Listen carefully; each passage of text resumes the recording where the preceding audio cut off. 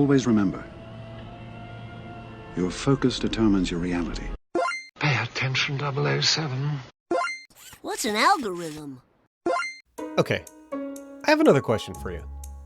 Have you ever sat down to watch one of the YouTube videos, just one, and then looked up and realized 2 hours had gone by? It's almost like you time traveled. Or maybe you browsed on Netflix and it felt like forever, trying to find out that show you want to watch and try to agree with everybody in the room. Somehow you end up watching 6 episodes of a show you didn't even intend to start and never did find what you originally sat down to want to watch. Yeah, that's definitely me. And here's the thing. That's not an accident. That's an algorithm doing exactly what it was designed to do. Let's talk more about that.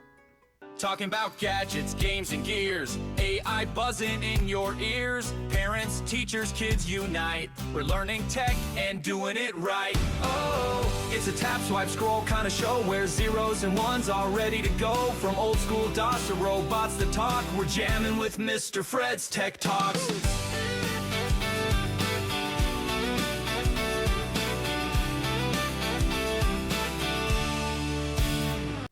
All right, welcome in to Mr. Fred's Tech Talks. I'm so glad you're here. This is the podcast of podcasts. No, this is the podcast from Get Me Coding, and it's where I try to take technology that runs our daily lives and break it down in ways that actually make sense. So I'm Mr. Fred. I'm a teacher. I'm the college level now for my 27th year. I speak on AI, having just come off the end here of speaking as a keynote at the AI Summit at Wilkes University. And I am also a dad. I'm also a grandfather now. I'm really proud of that. But ultimately, I'm a tech nerd. I am a geek.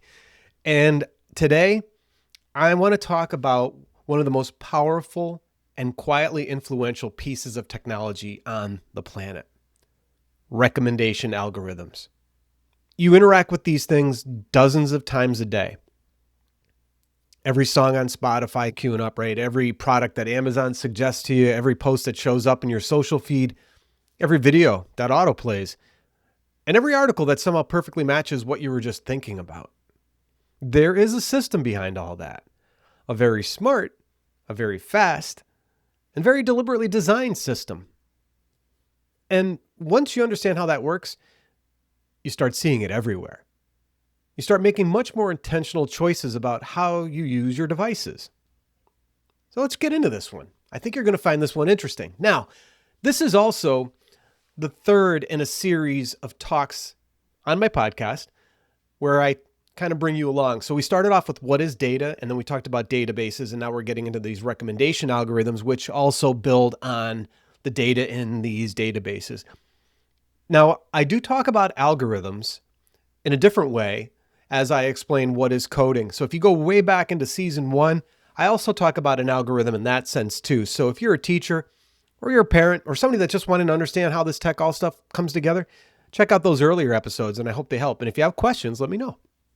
So as with all things, let's start off simply. An algorithm is just a set of instructions. It's a recipe, or maybe you would call it a decision tree. It is a way of telling the computer, here are the steps to follow to get from point A to point B, from the beginning to the end. And like I said, we've talked about algorithms before, but they do show up everywhere in technology. And it's not an accident. A lot of it's driven simply by our ability to collect more data than ever before, whether they're sensors or devices, and then store them because storage has gotten a lot cheaper, meaning those large servers on the internet. We'll talk about those in another later episode. But the recommendation algorithm is a specific kind of algorithm. Their one job is to answer this one question: what should I show this person next? That is it. But don't let the simplicity fool you. Behind that one question is an enormous amount of math, data, and behavioral patterns. So I think right now, a lot of people's eyes may have just started to roll back in their head, or they're glossy-eyed, but man, it's fascinating stuff. Here's a helpful way to think about it though. Imagine you walk into a bookstore and the person behind the counter has been watching every customer for years.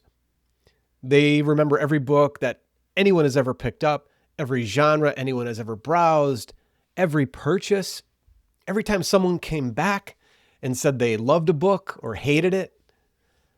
They know which books they know what you will like. They know which books people who like mysteries also tend to love. They can make those connections. Now, when you walk in, that person looks at you and says, hey, you might love this one. That is a recommendation algorithm. Except instead of one bookseller, you have millions of data points and systems that never forget. And here's the key. It's not actually understanding you as a person. It's recognizing patterns in behavior. So now let's look at how this actually works. And I'm going to cover it in what I'll call my 3 big ideas. The first one, it's called collaborative filtering. This is probably the most famous of the techniques because collaborative filtering basically says people who are like you also liked this. Netflix does not look at your watch history. It looks at millions of users and finds people whose behavior looks similar to yours. Then it says, if those people love this show and you have not seen it yet, there's a good chance you will too. It's like getting recommendations from 1,000 people who just happen to have your taste. Amazon's customers who also bought this, that little bar that's in the window there when you're shopping, it's the same idea. And here's the really wild part. The system does not need to understand why those things are related. It just sees the pattern and uses it. So that's collaborative filtering.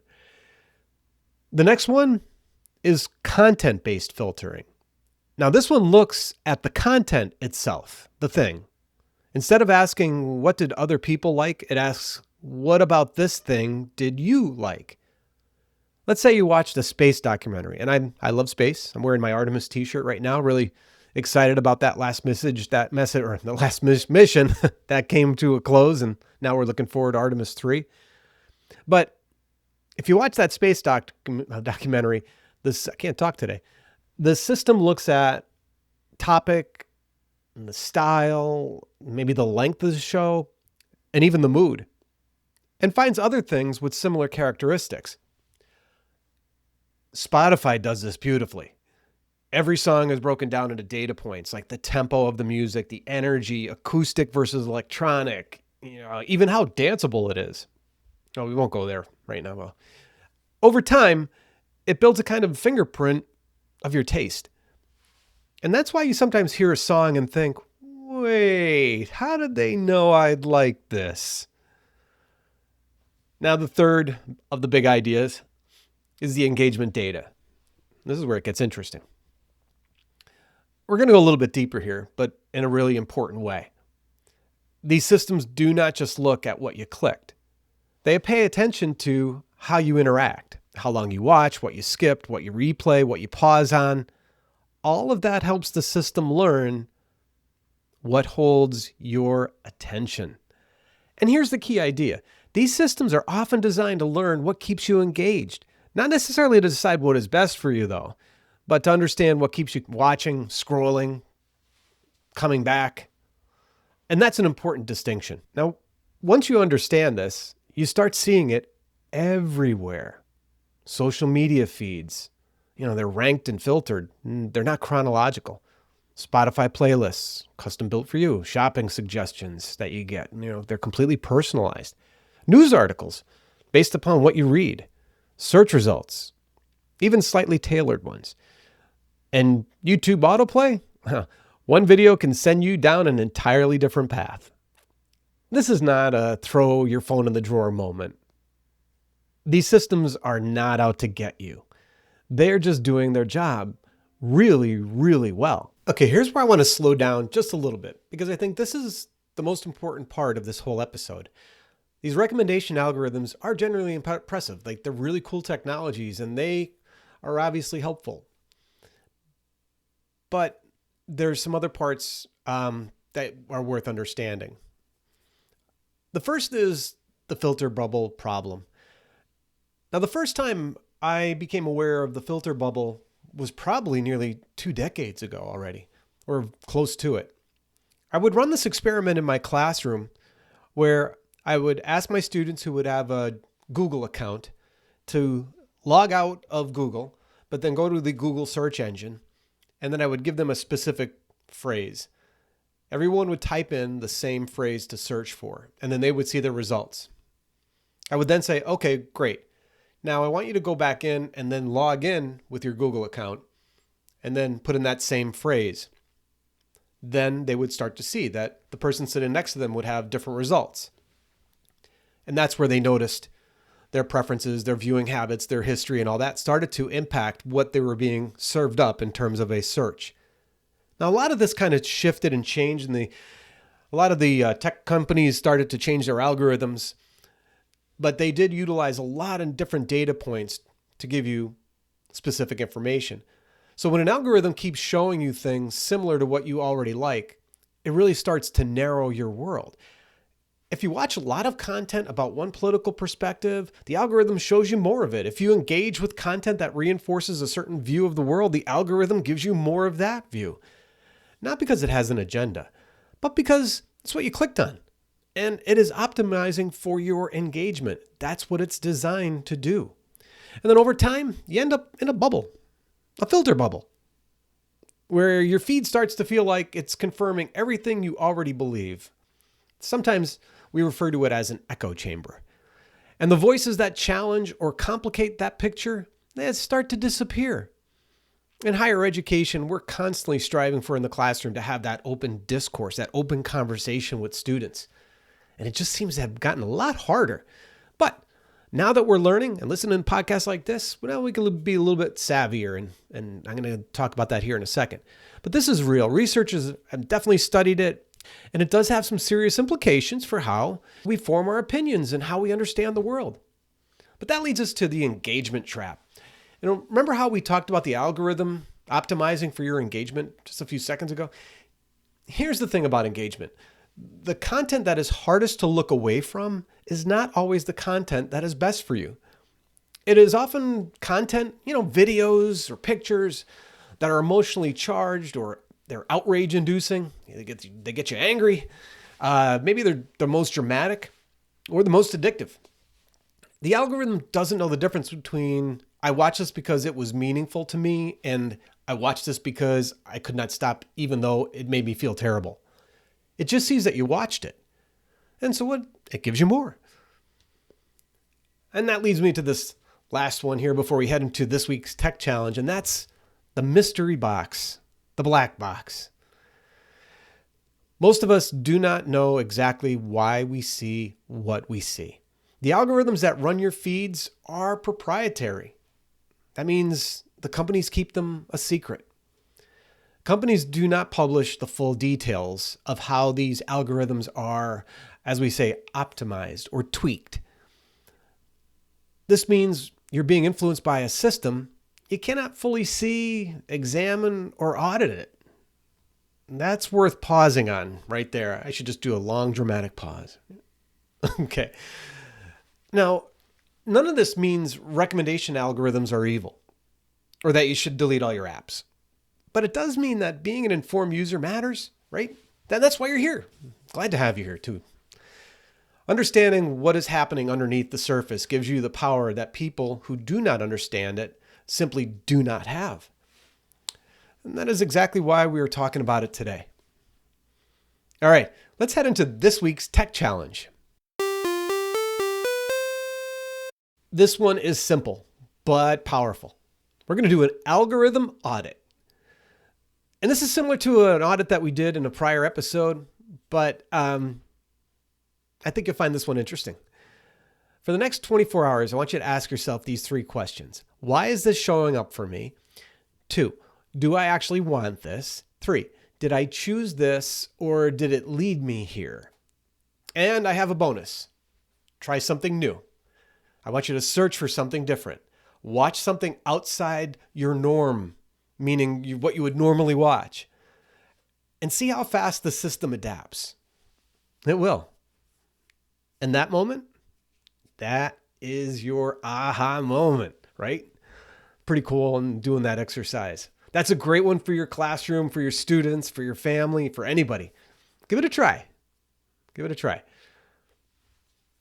All right, recommendation algorithms are one of the most influential technologies in our daily lives. I know they're shaping what we watch, what we listen to, what we're buying, and even what we start to think about. So understanding them is not just interesting.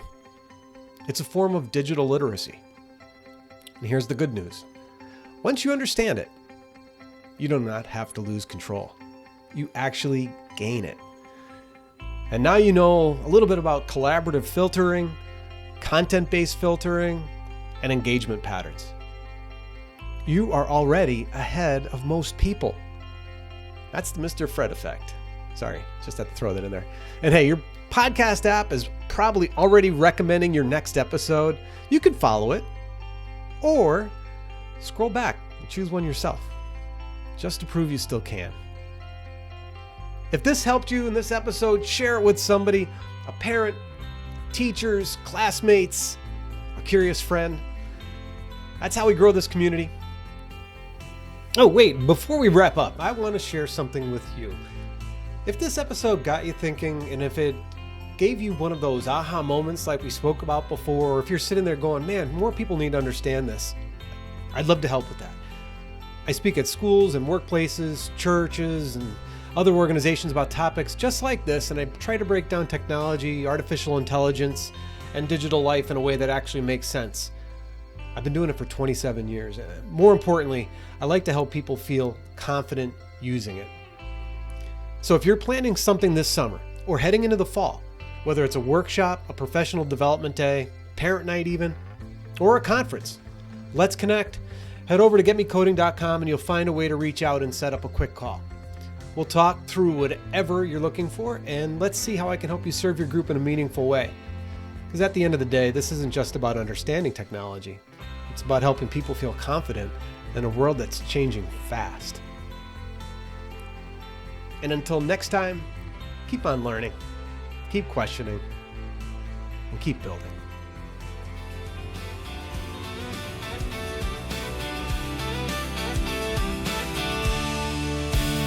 What is he doing? He's beginning to believe.